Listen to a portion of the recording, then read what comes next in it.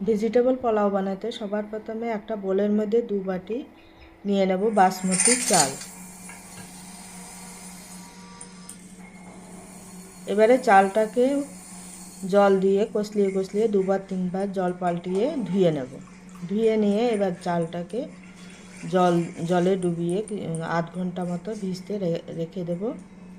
একটা পনিরের প্যাকেট নিয়ে পনিরটাকে কেটে টুকরো টুকরো করে কেটে নেব।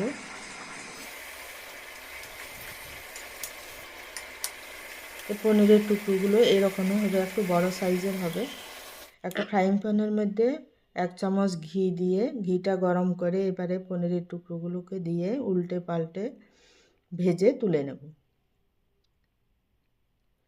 পনির ভাজার ঘিয়ে আরও 1 চামচ ঘি দিয়ে দেব।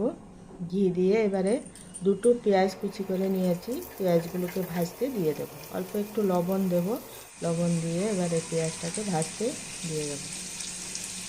এদিকে একটা চশপানের মধ্যে জল ফুটিয়ে জলে 1 চামচ লবণ আর একটা লেবু হাফ অংশ চিপে বাসমতি চালটাকে দিয়ে ভাতটা রান্না করে তুলে নেব। পেঁয়াজটা ভাজা হয়ে গেছে, পেঁয়াজটাকে তুলে নেব।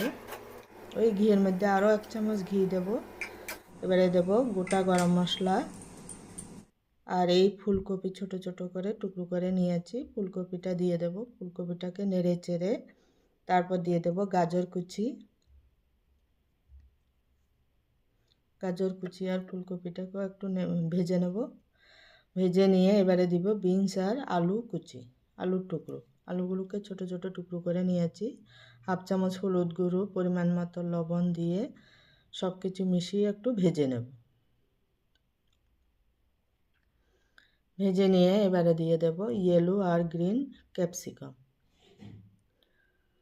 তারপর দেব 1 চামচ লঙ্কা গুঁড়ো, 1 চামচ আদা রসুনের পেস্ট আর দিয়ে দেব 2 চামচ টক দই।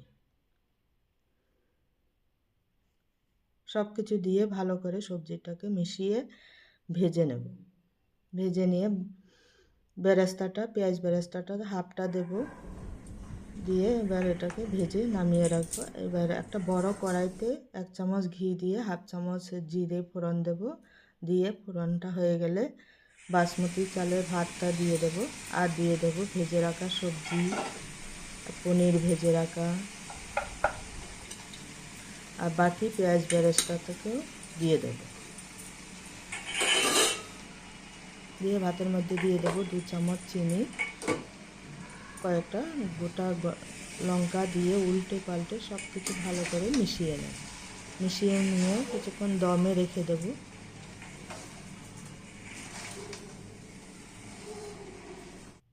দমে রেখে দিয়ে দেব আরও 2 চামচ টক দই দিয়ে সব কিছুকে মিশিয়ে নেব। ভালো করে সব কিছু মিশিয়ে নিয়ে উপর থেকে ধনেপাতা কুচি ছড়িয়ে ব্যাস রেডি হয়ে গেল ভেজিটেবল পোলাও রেসিপি। এইভাবে একবার বানিয়ে অবশ্যই কমেন্ট করে জানাবেন কেমন হয়েছে। খেতে বন্ধুরা খুব দুর্দান্ত লাগে। আর ভিডিওটা যদি ভালো লাগে চ্যানেলটাকে সাবস্ক্রাইব করবেন, লাইক করবেন, কমেন্ট করবেন।